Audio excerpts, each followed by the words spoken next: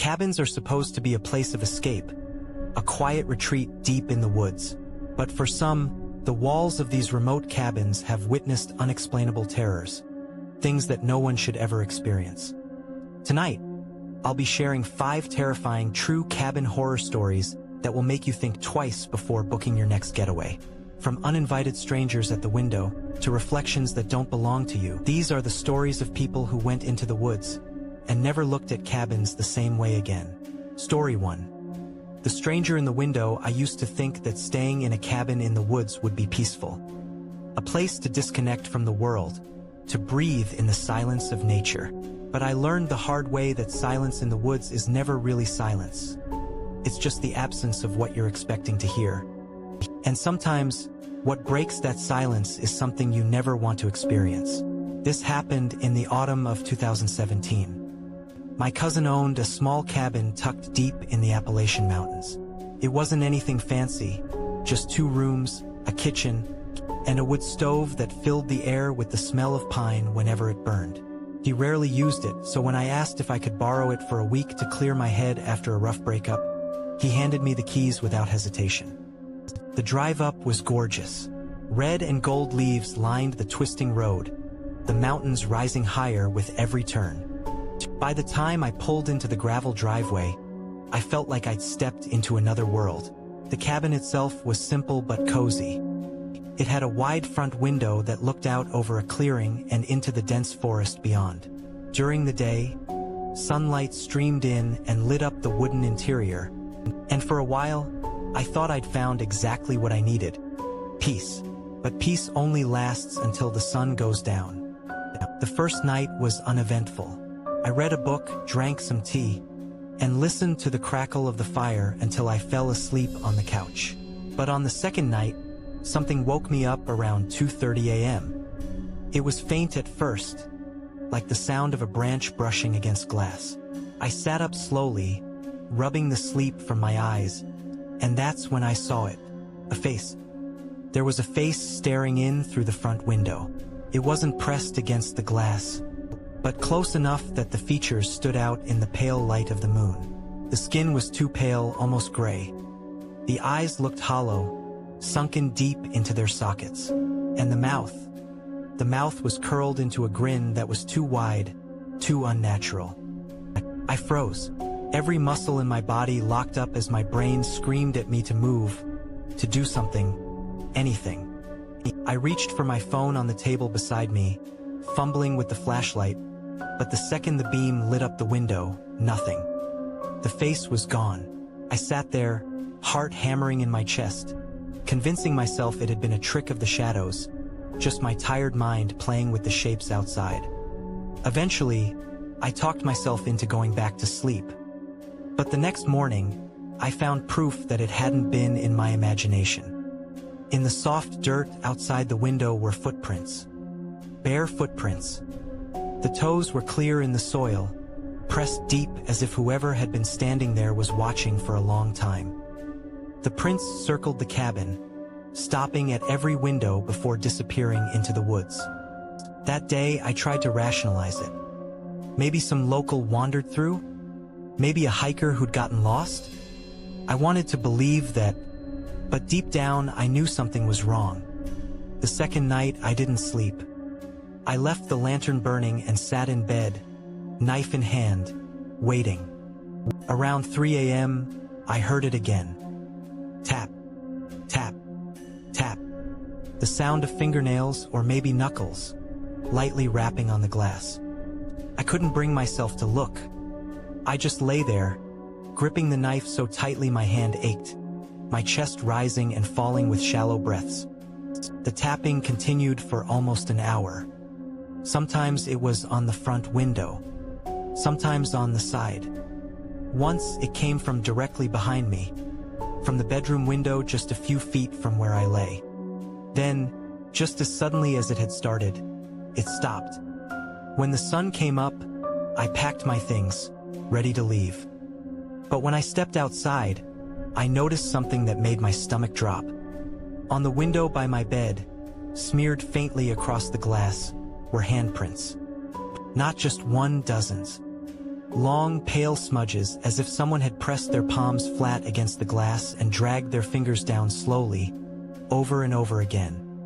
I didn't waste a second. I shoved everything into my car and tore down that mountain road faster than I thought possible. A week later, I finally told my cousin what had happened. His reaction unsettled me more than anything else. His face went pale, and he stayed quiet for a long time before finally saying, "You saw him too, didn't you?" I asked what he meant, and he told me that when he was a teenager, he spent a summer in that same cabin. And almost every night, he'd hear tapping at the windows. Once, he swore he saw a face staring in at him, smiling the way only someone who wants to see you afraid can smile. He never went back after that summer. Neither have I. The cabin still stands there, empty and rotting deeper into the woods. Sometimes, when I think back on those nights, I wonder if it was really a person, when something else. But then I remember the grin, the handprints, the footprints circling in the dirt, and I know whatever it was, it wasn't human. Story 2. The cabin with no silence. I've always loved the idea of escaping to the woods. A cabin far from the noise of the city, surrounded by nothing but trees and silence. My girlfriend, Rachel, felt the same way. So when we stumbled across an online listing for a secluded cabin in the forests of Oregon, it sounded perfect. The ad described it as peaceful, private, and perfect for a quiet escape. Quiet, that's what we were craving. But what we found there was anything but quiet. We arrived in the early afternoon, winding down a narrow dirt road that cut deep into the forest. The cabin looked charming at first glance. Aged timber walls, a wraparound porch, and a stone chimney. It sat in a small clearing, the forest rising tall and dense around it, as though the trees had grown up to guard the place. Inside, it was simple but cozy. A single bedroom, a living space with a fireplace, and a kitchen stocked with the basics. Everything seemed normal until we noticed the sound. It wasn't loud, not at first. Just a faint background hum, almost like static. We assumed it was some old wiring in the walls, maybe the refrigerator struggling to stay alive. But as we explored, the noise followed us. It wasn't tied to any one spot. It was everywhere. That night, the sound grew stronger. Lying in bed, I realized it wasn't static at all. It was voices. Faint, muffled, as if dozens of people were whispering at once in the distance. I held my breath, trying to catch a word, but the whispers overlapped, tangled together, impossible to understand. "Do you hear that?" Rachel whispered. I nodded. My mouth was dry. We turned off the light, hoping silence would return, but instead the whispers grew louder. They swelled and ebbed like waves, moving around the cabin as though circling it. At times, they seemed to be right outside the walls. I forced myself to look through the blinds, half expecting to see people standing out there in the moonlight. But the clearing was empty, just the swaying trees. The sound, though, it never stopped. The second night was worse. Much worse. This time, the whispers weren't calm. They were sharp, urgent. The tone was angry, like dozens of voices arguing in hushed tones. And in the middle of it all, clear as day, I heard my own name. David. Rachel gripped my arm so tightly her nails dug into my skin. Her wide eyes told me she'd heard it too. We barely slept. Every time my eyes closed, I jerked awake, half convinced the voices were inside the cabin now.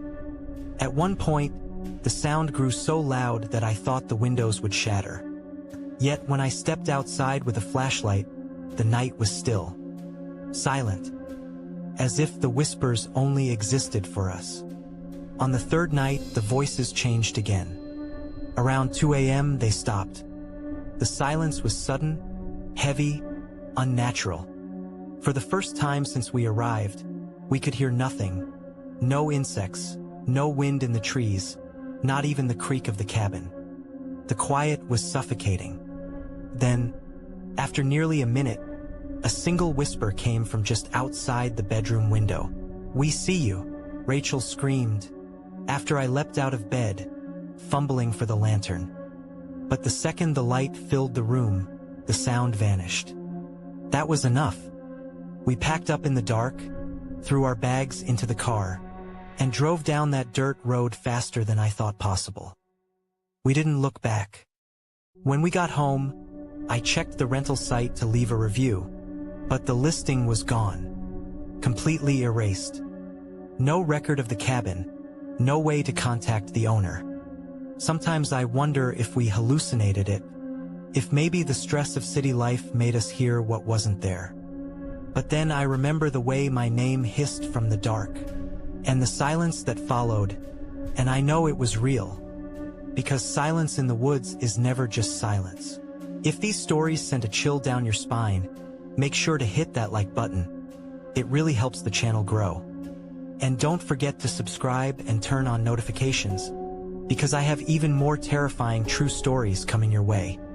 Tell me in the comments, would you ever spend a night alone in a remote cabin after hearing these stories? I'll be watching your answers very closely. Story 3. The locked basement door. College trips were always chaotic.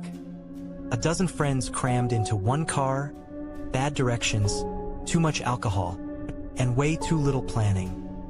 But the trip we took to a cabin in northern Michigan in the winter of 2015, that's the one none of us ever forget. There were 6 of us, me, my roommate Dan, 2 of his buddies, and a couple who'd just started dating. We pooled our money and rented a massive old cabin for the weekend. The listing made it look rustic and cozy. Wood-paneled walls, a giant stone fireplace, the works.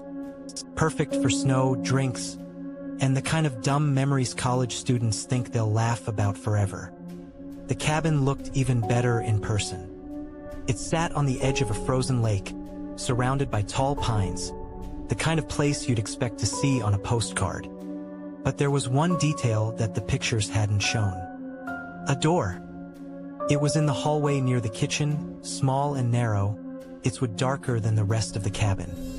At first glance it looked like a closet, but when I tried to open it, the handle didn't budge. Locked. We thought nothing of it. Plenty of rentals have private storage areas. But that night, around 3 a.m., something changed. I woke to a loud bang.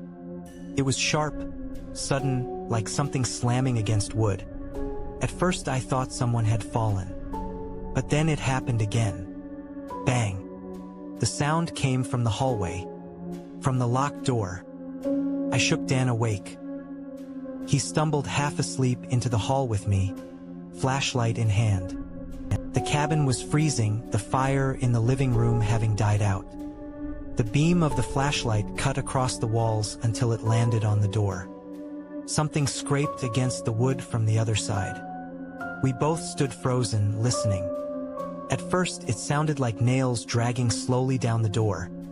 Then something else. Breathing. Dan's face went pale. "There's something down there," he whispered. We woke everyone up. The cabin filled with nervous laughter as we tried to explain it away. Maybe pipes, maybe the wood expanding in the cold. No one wanted to admit what we'd really heard. But the noises continued. Scraping, dragging, sometimes a dull thud. By the second night, none of us could sleep. Finally, we called the owner. When he picked up, Dan asked about the door. There was a long pause on the other end before the man said calmly, almost too calmly, "That door isn't meant to be opened. Don't go near it. Just enjoy your stay and leave it alone." That was all. He refused to answer more questions. The rest of the trip was miserable. Every night, the noises got louder. At one point, I swear I heard whispering, faint but urgent, seeping through the cracks in the wood. We left the cabin early, exhausted, terrified, desperate to get away. A month later, one of the guys sent me a news article. The cabin had burned down in a mysterious fire. When firefighters searched the remains, they found something in the basement. Chains bolted to the walls. scratch marks covering the concrete floor. The official story was that the fire started in the furnace. But we all knew better. Something was in that basement. Something the owner didn't want us to see. And whatever it was, it hadn't stopped moving even after all those years. Story 4. The Man in the Woods. I was 16 when my parents dragged me on a family bonding trip to Maine. They rented a cabin deep in the woods, far away from town, far away from cell service, and far away from anything remotely interesting for a teenager. I hated the idea. No internet. No friends. Just me, my parents, and my little sister in a creaky old cabin surrounded by trees. But that week changed me in ways I'll never forget.